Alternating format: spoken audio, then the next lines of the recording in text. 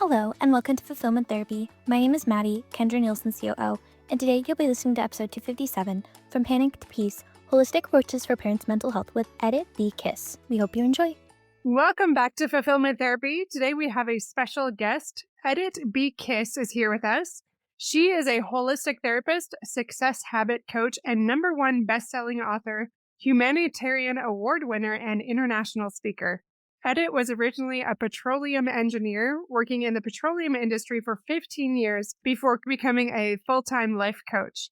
During those years, she trained to become a Reiki master, a Sekam healer, and a Karma yogi. So thank you so much, Edit, for coming on the show. Do you mind just sharing a little bit about yourself in your own words? Yes. Hi, Kendra. Hi, everybody. Thank you for having me. Yes, I'm really excited to be here and share everything, like how I transformed, how I healed, basically, and what modalities helped me through my worst years. How I got into these spiritual modalities was that I had panic attacks in my 20s, and I loved traveling. I still love traveling. So I used to travel alone. And in one of my travels was the first time I experienced it. And then I didn't even know what was happening to me. I was just freaking out, and I got some friends and helps to get a medication from a doctor. But that freaked me out. So basically, that's what led me to natural modalities. I wanted to find something which is not medication, but something other. So that's why I ended up first with Reiki healing, and I really enjoyed it. I really love to start understanding what is behind these physical things, what we are. And so Reiki was the first spiritual experience for me, conscious spiritual experience. And then after that, I get into, how can I say that, family constellation therapies. That was also really enjoyable and a lot of help with my healing journey. Also not just healing me, but the whole soul family. And this was all my hobbies and my sanctuary beside being the engineer. So it was the time when I was already working, I already had kids, and it was just like a weekend thing. Or sometimes when I just felt, I need a refresh or some fixing, then I always went to family constellation therapies or Reiki healing. And then I became a Reiki healer first, like level 1, level 2, and a master later. But I always felt, I don't want to be a master. It's not for me. I was always like still stick with my job. But then when eventually I quit my job and then I wanted to relocate, then I was like, okay, let's take the master level as well with the same teacher. And I am really happy that I did, because that was like a really stronger level, how I experienced healing. And that helped me actually to lose a lot of weight, because I was overweight and I didn't like myself like that. I was feeling really bad, and I tried like eating more healthy. I tried some exercise, but nothing helped. So I really liked, but I was using the Reiki science. And then that's when I suddenly just started to change my diet. And then that's how I actually lost weight. So that what was one of the biggest transformation I got from Reiki, basically. But for the panic attacks, it was something which was able to manage it. Whenever I had the panic attacks and I was doing Reiki, it was managing it. But it wasn't the tool which could stop it or which could eliminate it completely. So I was still in the limbo, and I was still feeling like, yeah, my life is okay, but there is still something coming up. There are still patterns and there are still illnesses and all of these things. And then sometimes you feel in peace with those because, the neighbor has it, my sister has it, or my cousin has it. Then most likely it's normal to getting sick, or it's normal to feeling these kind of things because you are human. But later, when I got into the Karma Yoga healing, I realized that it's not normal. You can actually heal all of these and then just live really nicely, smoothly, without an emotional roller coaster, and just enjoy life. And then when I went through that, and then I realized that it's like, I have to show this to people. I have to help them to realize that, no, you don't need to have all of those struggles. You can actually live more peacefully. So it sounds like for you, the big motivator to change started with those panic attacks, and then even weight gain. Were those the two things that made you want to change the most? Yes. Okay. And you noticed that, I'm not completely sure, it was through Reiki that helped you get there the most, or it was through something else? It was mostly the Karma Yoga healing. So the Reiki was like the initiator, which allowed me first to connect with the source energies, which allowed me to understand that there is behind this physical realm, there is another energy out there which I can use, and then I can reach out to higher dimensions. That was the Reiki brought that to my life, and the family constellation therapies. But the deeper level of healing, which was releasing the emotional traumas from the unconscious mind, that was through karma yoga healing. So for listeners that don't really know what that is, can you go into that maybe a little bit more, what karma healing looks like for you, or do you do this with clients now too? Yes, absolutely. I have clients and I also teach it to facilitators. So now I have people who are actually using it with their clients. So I learned this back in 2018 from a karma guru called Sumant Kaul. So he's from Kashmir originally, and he learned it from his mom and other mentors and gurus. And then he came to Europe, and then I learned it actually in Hungary. Somehow he ended up in my country at the time when I was there. And then that's how I got introduced. And the first thing was shocking for me is the samadhi meditation and the effect of the samadhi meditation, because it's one of the Adi Yogi Shiva techniques. So Adi Yogi means the first yogi. So Shiva was the first yogi, and these techniques were originally from him. And samadhi meditation was very powerful because it opened up my third eye. So it activates the pineal gland and is opening your third eye. And what happened is suddenly I got lots of clarity and lots of breadcrumbs from the universe and messages and synchronicities. So it was very powerful realization started to happen around me and within me. And then after that, I also learned about source memory healing, which also was in this karma yoga healing practice. And it's the tool which we actually communicate with the unconscious mind in transcendental state. And it can actually collect the memories which are relating to our current issue. So when you have a current issue, which could be any illness or mental issue or any situation, and you got triggered, so you have all of these reactions, negative emotions. So if you tune into that, you can actually connect to the unconscious mind and ask the unconscious mind, okay, now bring me the memories which are related to this current trigger so I can release it. And that's how I healed, that going back to those memories, specific memories, and then release the emotional trauma, like release the negative emotions from those memories. And that's what is actually eventually bring you to the situation to forgive. Forgiveness is really important in this process, and to let go. And then that's when you're actually stopping the triggers as well. And why is it important to stop the triggers is basically when you get triggered and you're feeling negative emotions, that's how you weakening your energy body, your chakras, and then your aura. And that's you become more vulnerable for many other things. It sounds a little bit like trauma therapy even. Would you consider it a trauma therapy?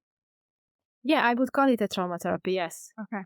As you're talking about those triggers and the memories related to it, that reminds me of EMDR, hypnotherapy, different types of therapies like that. But amazing. And so do you mind sharing some insights maybe from things clients have said to you that have gone through with you before? Yeah, I had clients who came to me with depression. So they had like a deep depression. They hated their job. They were lonely. They felt all kinds of bad things.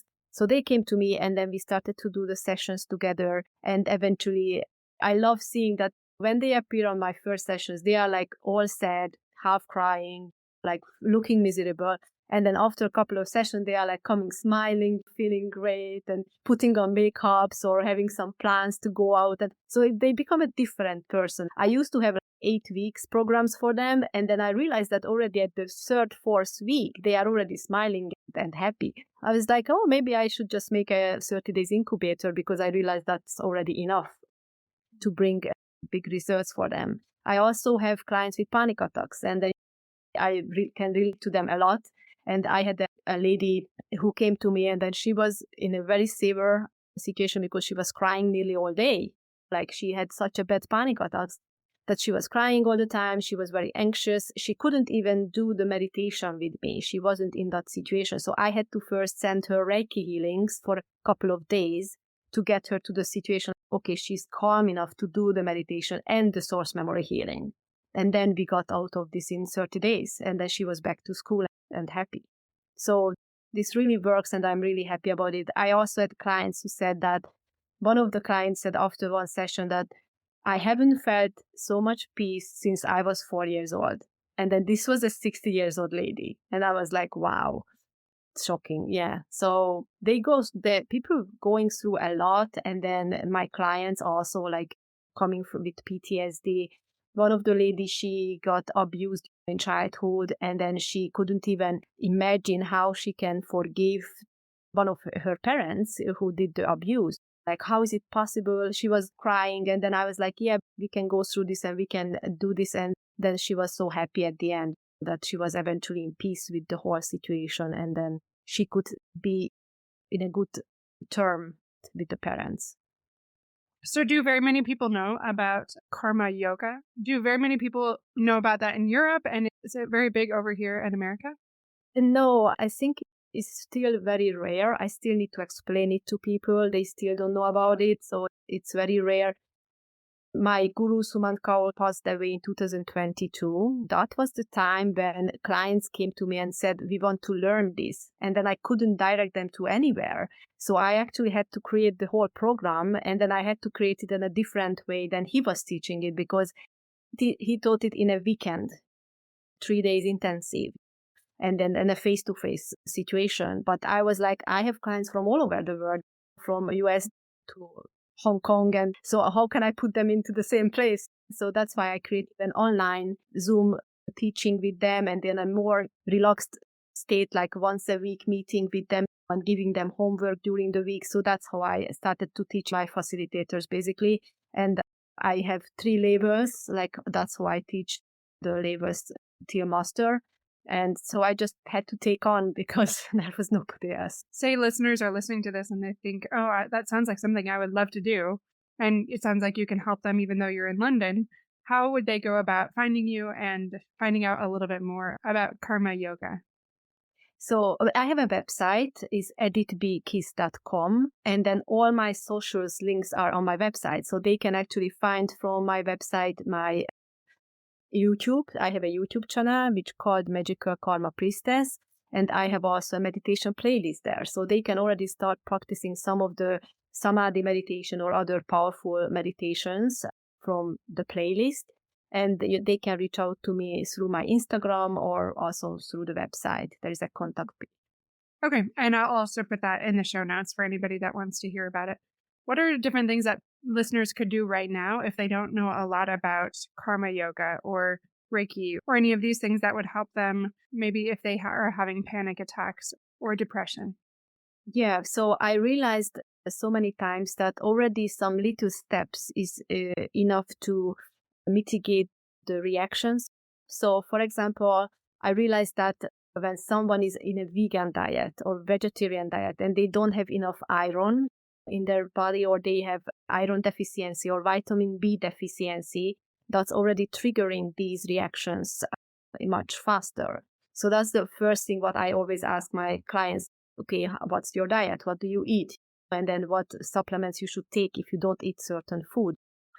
That's the first thing. And then, of course, going into what is their sleep pattern or what are their habits, like the caffeine. I don't recommend caffeine if you're going through any depression or any mental illness, basically, or alcohol. So that would be the first thing to get rid of, these addictions. And also just to take care of the physical body and then the health of the physical body, because that can actually have effect on your mental health as well. So that's the first step. And the second step is look around your environment where you can set boundaries, because the boundaries are again which is triggering the situation.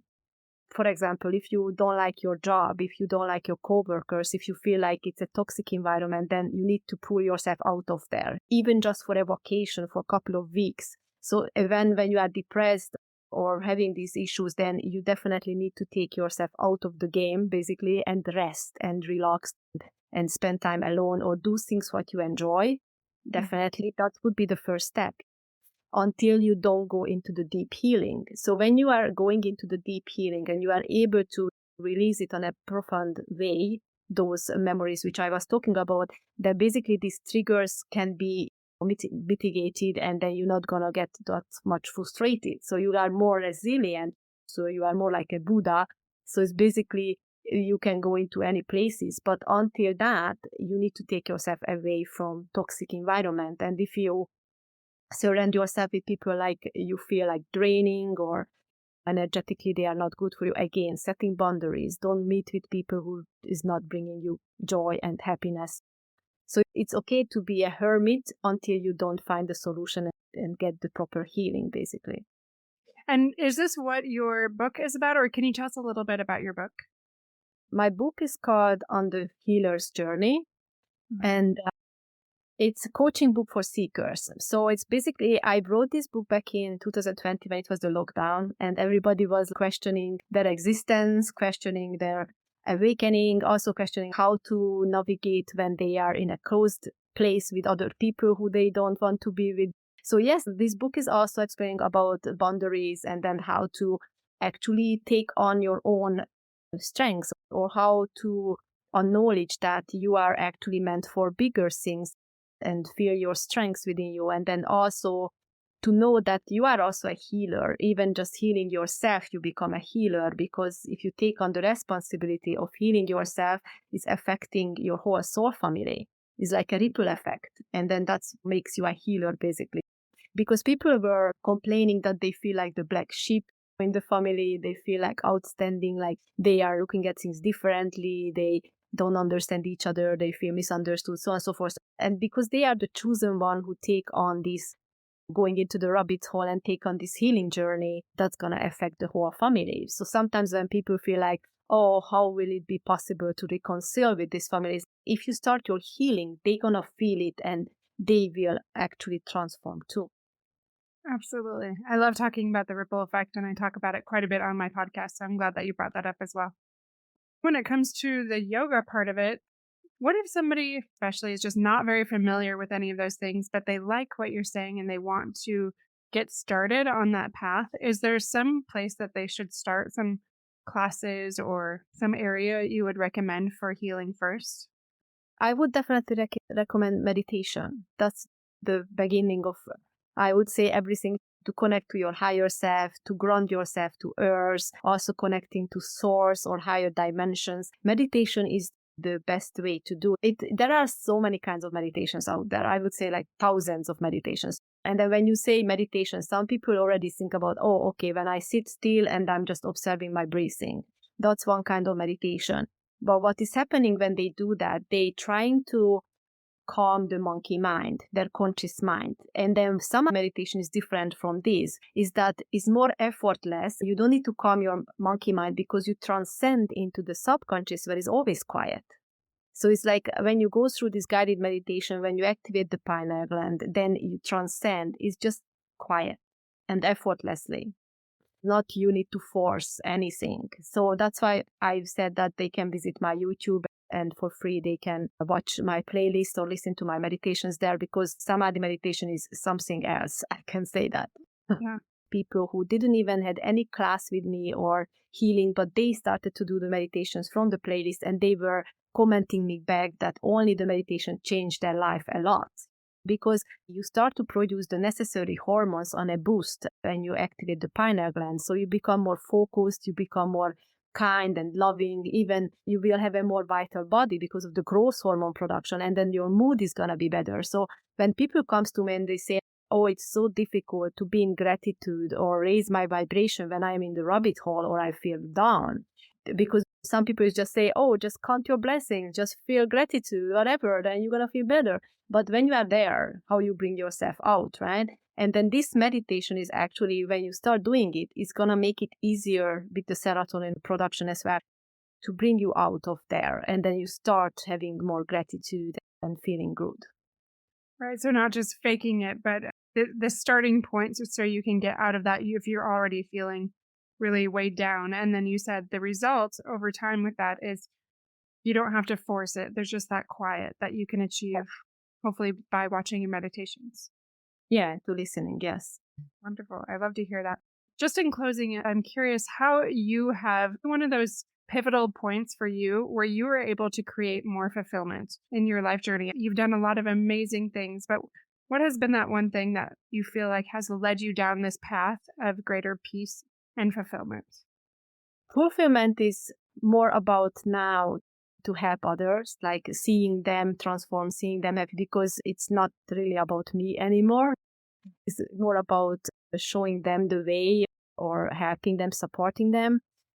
But again, what brought me the biggest fulfillment is also when I was able to see that as I'm raising my vibrations through this process, I'm always having mentors. I always having in different area of my life. I having manifestation mentors or spiritual mentors or business mentors. I always have someone who I'm learning from. And then I also give this knowledge to my group coaching where I'm doing a group. I have a school community, by the way. It's called Release with Ease. And then in this core community, we have a weekly session. And then I always bring them new things which I learned or whatever I experienced or I channeled. They get all of those knowledge. So I love that I'm also always challenged with these mentors to go to the next level, And that brings me fulfillment because even when I thought, oh, I'm on a very good level, and then I wasn't searching, suddenly just hit me the next level. And I was like, wow, I can do this now. Or it's really a great feeling. Yeah. It sounds like you found this place or these mentors that would help you with that incremental growth, that slow leaning in and becoming your best self, taking that to the next level and really helping other people. And that has brought you a lot of fulfillment. Yes.